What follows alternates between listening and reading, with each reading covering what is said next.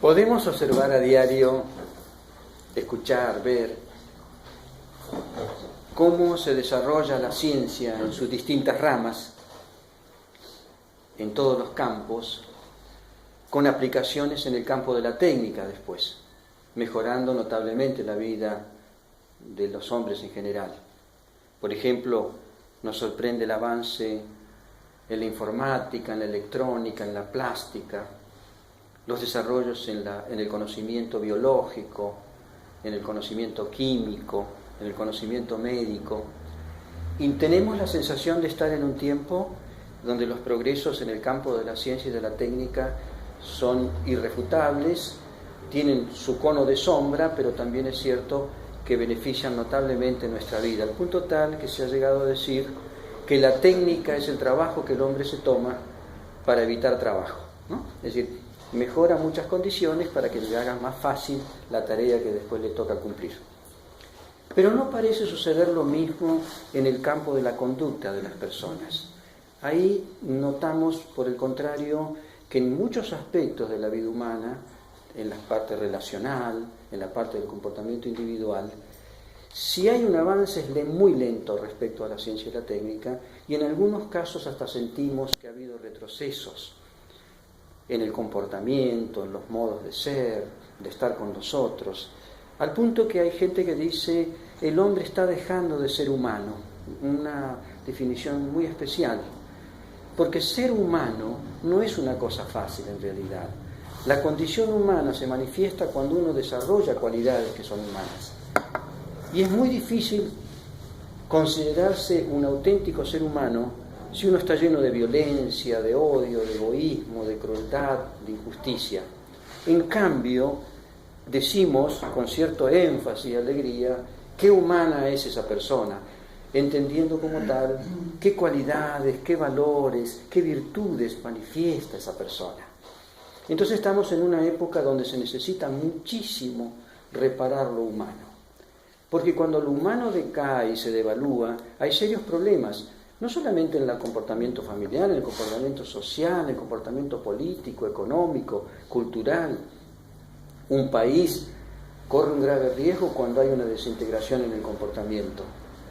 La moralidad, entendida como algo vivido, no es otra cosa que la práctica de valores y cualidades que los seres humanos conocen desde la antigüedad. No ha habido cultura donde sus sabios, sus maestros, sus pensadores no hayan aconsejado 4 o 5 valores fundamentales de los cuales se derivan unos cuantos más, pero que son los que garantizan que el hombre se va a comportar a la altura de su condición humana. Va a ser un auténtico ser humano si lo vive. Por el contrario, si no lo vive, lo declama pero no lo practica, notamos que hay un deterioro. Y cuando eso ocurre, el hombre va descendiendo de lo civilizado a lo bárbaro, de lo bárbaro a lo salvaje. Y es muy rápido esa caída. Y la podemos ver y nos asombra, y nos duele y nos asusta que tengamos ese contraste. Por lo tanto, podemos llegar a decir, sin temor a equivocarnos, que cuando una sociedad abandona la práctica de los valores humanos, desciende a la barbarie, se desintegra, corre el riesgo de colapsar. Y no hay solución ni política, ni económica, ni cultural que resuelva ese problema. Es verdad que para que una sociedad funcione se requiere de un proyecto político, económico, cultural, orientado al bien general, que esté afianzado en el respeto a las personas y en la vigencia de ciertos derechos fundamentales. Es cierto, eso es la parte externa de un sistema social. Pero si no está acompañada por el buen comportamiento de las personas, es como poner agua en un vaso agujereado. Vamos a tener un montón de problemas si nos descuidamos en la otra parte, que es el comportamiento de cada cual. No puede haber un gran edificio sin un sólido cimiento. No puede haber un árbol fecundo sin una raíz sana. La moralidad practicada y vivida es el cimiento, es la raíz de la sociedad. Cuando se empieza a deteriorar y mayoritariamente la gente empieza a abandonar la práctica de los valores, comienzan a surgir un montón de problemas, conflictos sociales que se aumentan, rivalidades, injusticias, abusos, perversiones, violencias de todo tipo, que queremos ir tapando solamente con soluciones jurídicas, políticas, que son necesarias, son imprescindibles, pero no son definitivas, ni siquiera cubren todo. Lo que soporta debajo es el comportamiento de las personas. Por eso la moralidad, no declamada, sino vivida, es de sumísima importancia para el hombre. Es como comer, es como beber, es como respirar. No es un lujo que se da a la persona, es una necesidad. Y fíjense qué poco se dice eso. Muchas veces escuchamos decir, hay una crisis de educación.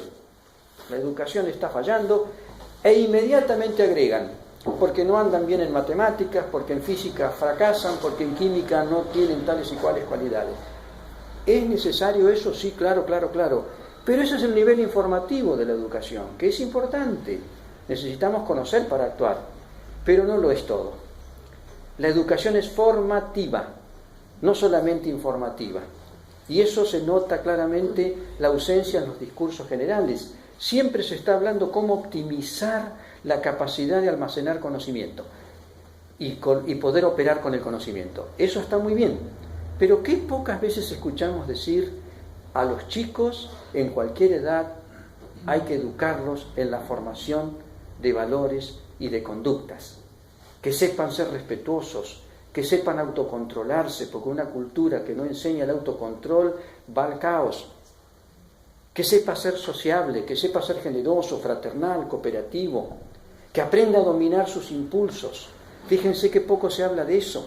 En las escuelas tendría que enseñarse cómo está constituida nuestra condición humana, que tenemos inteligencia, voluntad, sentimientos, impulsos, instintos, deseos, y que hay que trabajar sobre eso. Si no, vamos a tener gente informada acá, pero deformada para abajo. Monstruos con títulos, con 10 de promedio. Si no tienen 10 de promedio en la conducta, estamos perdidos. Es muy peligrosa una persona muy informada, sin formación interna, porque va a poner su conocimiento, su talento, su capacidad al servicio de sí mismo, de los suyos, de un sector social, en detrimento de los demás. Va a pensar solamente en él y va a tener muchas más habilidades que el otro y va a tener en la escala social cargos mucho más rentables, jerarquizados, con autoridad. Y eso es un verdadero flagelo para una sociedad. ¿De qué nos sirve gente con 10 de promedio, con varios títulos, si no tiene capacidad ni cualidades humanas que lo hagan mejor, más generoso, más digno, más humano, más sociable, más cooperativo? Es tremendo esa falencia y estamos en ella. Por eso el gran grito de alarma de nuestra época es: volvamos rápido a la enseñanza de los valores y las cualidades. Urgente, urgentísimo. Los antiguos sabios y filósofos de todas las culturas insistían que hay que informar y formar el carácter de las personas. Nosotros a veces tenemos por la palabra carácter, una persona de carácter, nos imaginamos una persona enérgica, fuerte, agresiva, con gran confianza en sí misma. Sí, ese es un rasgo. Pero el buen carácter, además de ese rasgo, debiera tener unos cuantos más. Ser delicado, ser respetuoso, ser amable, ser cortés, ser generoso, tener equilibrio o esforzarse por tenerlo. Por eso es que en las culturas antiguas se tenía en cuenta muy en claro esta sentencia que acuñó alguna vez un sabio chino: el cultivo de sí mismo es lo fundamental, desde el gobernante hasta el último hombre del pueblo. La escuela, el hogar, las instituciones y los medios de comunicación deberían tener como primer exigencia y autoexigencia: transmitamos valores, transmitemos enseñanzas de cómo tiene que comportarse el hombre y esforcémonos por encarnarla nosotros primero, porque si no nuestra palabra no va a tener fuerza. Voy a hacer un parlanchín más que va a hablar de esos temas, pero la gente me va a indicar: ¿y vos qué haces? Entonces, cuidar mucho eso.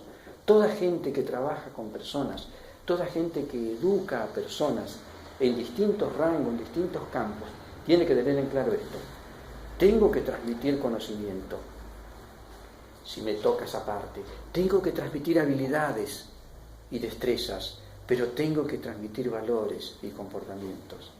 Y para que eso sea eficaz, yo me tengo que esforzar primero por practicarlos, porque se me tiene que notar que yo los vivo. Se me tiene que notar en la palabra, en el modo de expresarme, en el modo de actuar, en mis gestos. Eso es lo que ve la gente primero. Eso es lo que influye de los padres en los hijos. Eso es lo que influye del maestro a su alumno, del amigo con el amigo, del funcionario, del dirigente. Siempre estamos educando al otro, aún sin saberlo, con nuestra conducta. Una persona que tiene una conducta determinada, honesta, recta, aunque no lo sepa, aunque no lo crea, aunque le parezca que no, está influyendo en los demás. Y es importante eso, que mi vida sea mi enseñanza primera. Esforzarme, no es fácil porque es todo un trabajo consigo mismo. Miren, nosotros en estado natural no estamos terminados, ¿no? Uno ve un animal que a poco andar, los instintos se encargan de guiarlo en la vida. A nosotros no nos alcanzan los instintos, no cubren toda nuestra vida y además no tienen una regulación natural. El animal tiene una regulación, no come cuando no tiene hambre, no bebe cuando no tiene sed, no duerme cuando no tiene sueño. El hombre come sin hambre, bebe sin sed, se las arregla para alterar todos los ritmos, se las arregla para pasar todas las medidas, y esa es la consecuencia gravísima de que nos vemos obligados a educarnos. Y fíjense lo que está pasando hoy. Tenemos gente intelectualmente brillante, pero gente que moral, humana y socialmente está casi atrofiada. Casi atrofiada. Es una falencia gravísima que hay que reparar con urgencia. Con urgencia. Por eso la tarea de cada uno de ustedes es determinante. No se preocupen si lo hacen bajo la lluvia, bajo el frío, en una choza, en un palacio, en la calle, en la casa, con una sola persona. Están haciendo tarea patriótica, están haciendo tarea social, están haciendo tarea humana. Están humanizando, nada menos, humanizando, enriqueciendo. Un país puede ser rico en industrias, rico en desarrollo tecnológico, rico en bienes naturales. Ay, pero si le falta la riqueza en lo humano, ese país va a vivir peleando, disputándose, concentrando la riqueza en un lado, despreciando a los otros, segregando, excluyendo. Eso sí, altísimos promedios, títulos por todas partes, ostentación de poder, pero humanamente bajo. Por eso un país es realmente rico cuando su gente, hombres y mujeres, son ricos en valores, ricos en virtudes, ricos en bondad, ricos en generosidad. Muchas cosas importantes se pueden esperar de un país así, muchas, porque los otros progresos se van a ver acompañados por el progreso fundamental. Y esa es la clave en todo esto. Empezar por ahí, aunque parezca mentira. No, tanta vuelta. Empezar por ahí. El país, los milagros de los países que a veces sacan bosque de desierto y agua de las piedras, cuando la gente tiene capacidad de unirse, de cooperar, de entenderse, de respetarse. De un país así va a salir algo bueno. De un país en que todos pelean como perros y gatos, no va a salir nada bueno. Va a haber bienestares relativos, temporales, provisorios y para sectores. Al poco tiempo ya estamos otra vez en un tráfago de conflictos y de peleas. Y toda sociedad es conflictiva. Por eso mismo el esfuerzo de ir educándonos en la no violencia, en el autocontrol, que cuesta tanto, que nunca la logramos del todo, pero no importa. Acá es una cuestión de grados, no es una cuestión de perfección. Por eso se dice, una vez le preguntaron a un sabio, maestro, para nuestro país, para defender sus fronteras, necesitamos tanques, aviones, energía nuclear. No, contestó.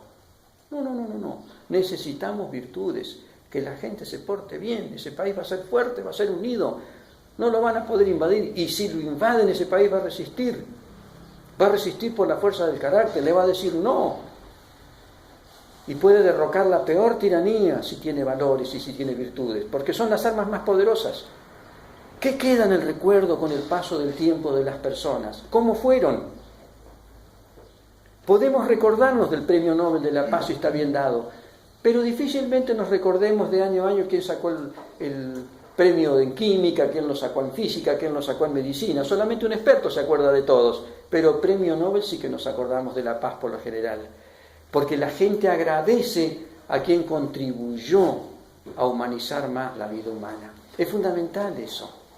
Por eso el cultivo de sí mismo es tan importante, el trabajar sobre él. ¿Sí? El hombre debiera ser artesano de sí mismo. ¿Qué hace un artesano cuando agarra una madera? Le saca la cáscara, la lija, le saca los nudos, vuelve a lijar, alisa para que eso sea una textura suave. Así debiéramos hacer con nuestro carácter. Estamos cargados de cosas negativas, pero también de cosas positivas. Se ha dicho que adentro de cada uno de nosotros hay un jardín y una selva. Pues hay que trabajar con la selva para que florezca el jardín. La tarea del jardinero, ¿no? Que cuando le dan un patio todo sucio, lleno de yuyos, de basura, para que plantar flores o para posibilitar que crezcan, tiene que sacar primero los yuyos. Nosotros tenemos que trabajar con nosotros mismos y no tener miedo de eso. No se dicen esas cosas, pero a los chicos habría que enseñarles de chiquitito: cuidado, llevas adentro todo lo humano, lo bueno y lo malo, pero podés ser mejor. Y es tarea de tu voluntad, de tu educación y de tu esfuerzo. Y vas a ver que donde vos estés va a crecer un jardín, si te esforzás. Pero si estás en estado bruto, va a crecer una selva. Y vas a multiplicar los peligros. Es importantísimo eso, rescatar eso. Por eso los valores no son enunciaciones, son cualidades que se viven. Y cuando se viven, se ven en la vida. A lo mejor yo no puedo enunciar qué cualidades tiene una persona, tengo que esforzarme para ver separada, pero sí que las puedo ver en conjunto. Es como si yo tomo un vaso de agua y le pongo azúcar. Cuando revuelvo el azúcar y el agua ya no sé, no las puedo distinguir, pero el agua es dulce. Cuando una persona encarna valores, se le van a notar en todo, en la mirada, en la palabra, en los gestos. Por eso se dice: lo primero que hay que tener en la vida es efecto de presencia. Hay gente que tiene efecto de presencia. Uno dice: no, ya tiene autoridad en sí mismo, no necesita ostentar nada, ni ponerse un birrete, ni ponerse una determinada enunciación de que él es tal cosa. Tiene autoridad que se la gana con su comportamiento, y lo sabemos, y lo sentimos. Y así un padre y una madre, así un amigo, así un funcionario, así un educador, efecto de presencia. Aunque en lo inmediato yo diga: no, acá no obtengo nada más que desorden. No, eso va por acumulación. Eso va por acumulación. Influye enormemente en nuestra conducta. Aunque por ahí balbuceamos y no sabemos decir una cosa bien, pero la hacemos bien realmente, estamos llegando a lo más hondo del corazón de las personas. Y lo que importa no es transformar solamente la mente, sino el corazón de las personas. Son como esas personas que cuando hablan, uno se da cuenta que hablan de acá adentro, no de acá, o de acá. Yo voy a una conferencia, hay un disertante brillante, me satisface el intelecto, digo: qué maravilloso lo que dice. Salgo y al ratito se terminó todo. Pero dijo cosas con carga de su propia vida y me traspasa a zonas que a lo mejor esa noche no me deja dormir. Porque tocó algo dormido en mí, porque tocó algo que quería que alguien se lo despertara, o se lo activara, o se lo confirmara. ¿Y eso por qué? Porque está siendo vivido, no solamente pensado. Es muy importante eso, tener en cuenta siempre eso. Entonces, en esta tarea sencilla de todos los días, esta autoobservación: ¿cómo soy como persona? Adentro, en el tribunal interior que no ve nadie, ¿cómo soy como amigo, como padre, como madre, como funcionario? ¿Cómo soy? ¿Cómo soy en mi trabajo? Está bien que yo exija al otro y le reclame lo que le corresponde hacer, pero tengo que tener cuidado de tener autoridad moral para reclamar. Y para eso tengo que empezar conmigo mismo, observarme, corregirme, despacito. No se imaginan los efectos maravillosos que eso empieza a tener. Cuando hay rectitud en la persona, dice una vieja sentencia, hay belleza en el carácter de esa persona. Cuando hay belleza en el carácter de una persona, hay armonía en el hogar. Cuando hay armonía en el hogar, hay orden en la nación. Cuando hay orden en la nación, hay paz en el mundo. Va por círculos concéntricos el asunto. Empieza con cada uno de nosotros.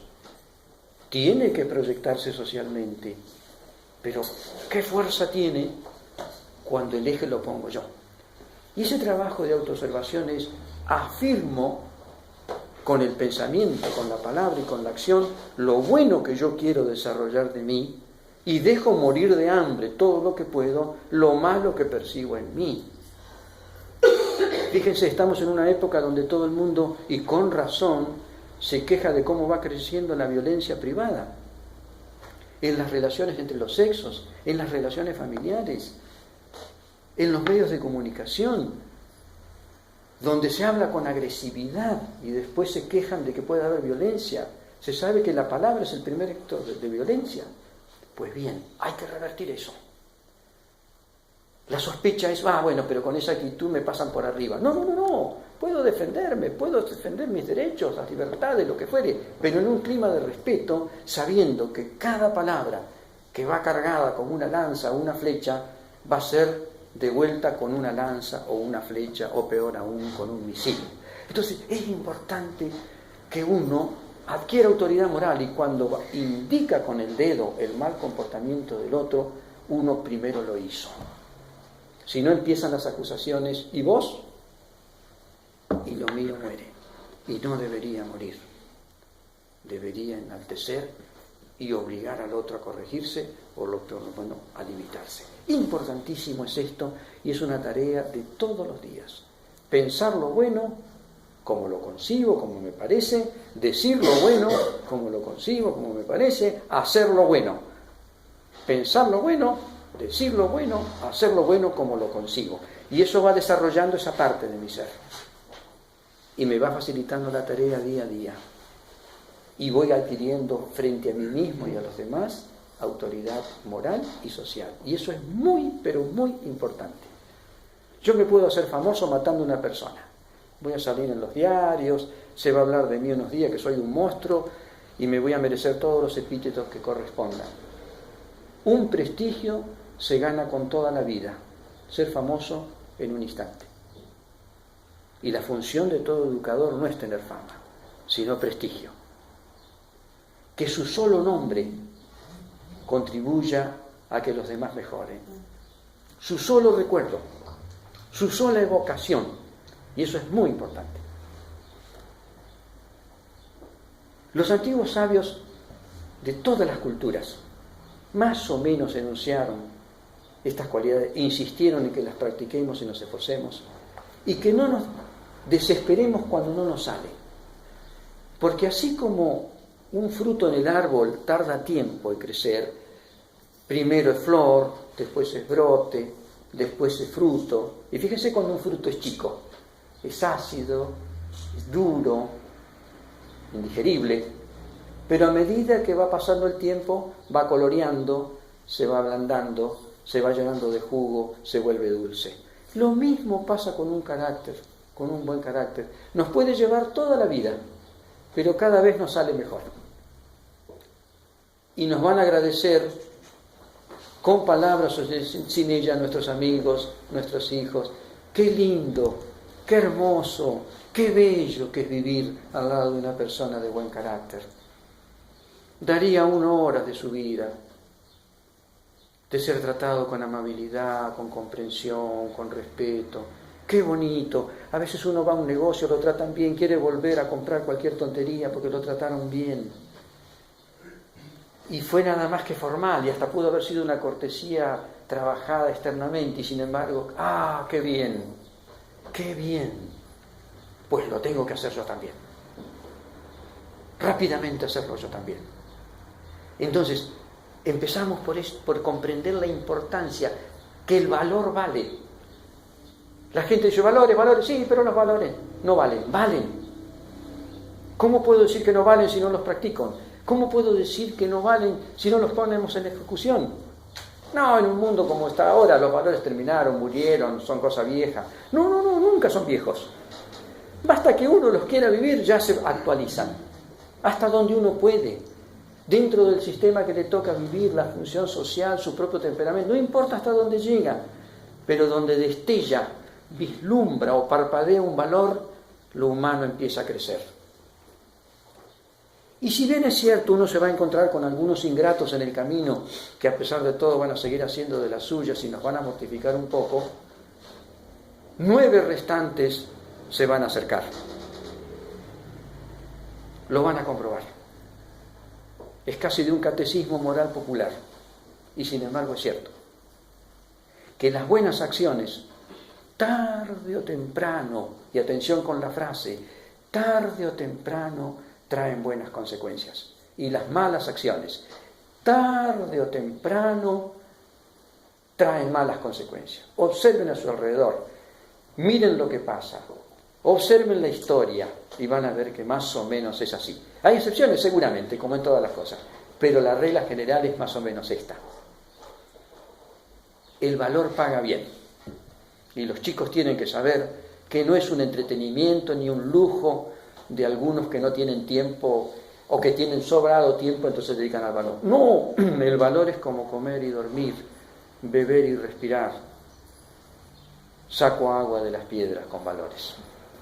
Levanto un pueblo con valores. Dignifico una cultura con valores. Al revés, la lleno de bienes y no hay valores, la degrado, la corrompo. La lleno de violencia, de mentira, de perversidad. Y siempre estamos tratando de reparar la perversidad última y nos aparece una nueva. Porque hemos descuidado el fundamento que es la enseñanza y la práctica de los valores. Esa es la clave de la sociedad. Pues bien, ¿cuál es el primer valor que debiéramos cultivar y enseñar y transmitir y cultivar en los demás también si pudiéramos? Aumentar la comprensión de la vida humana. Hoy tenemos mucha información de lo que dicen los psicólogos, los filósofos, los pastores y sacerdotes de todas las religiones, los estudiosos de la vida humana, los analistas, los médicos, cuánto material escuchar, ver, seleccionar, tenemos de sobra. Está todo mezclado, es cierto, pero uno tiene que estar atento para entresacar. Debiera ser como las abejas, que cuando van hacia las flores van ¡tic! A la flor donde extraen el polen. Extraen polen de esta flor, extraen polen de otra y de otra, y después fabrican una miel que no es ningún polen en particular, no es ningún polen en particular. Y sin embargo es miel. ¿Qué hizo la flor? ¿Qué hizo la abeja? Sacó del polen, combinó el polen, sacó miel. Así debiéramos hacer en la vida. Escucho de aquel, sí, esto me interesa, pero lo otro lo dejo de lado, no hay problema. Y voy enriqueciendo mi visión del mundo. Porque mente estrecha, conducta estrecha.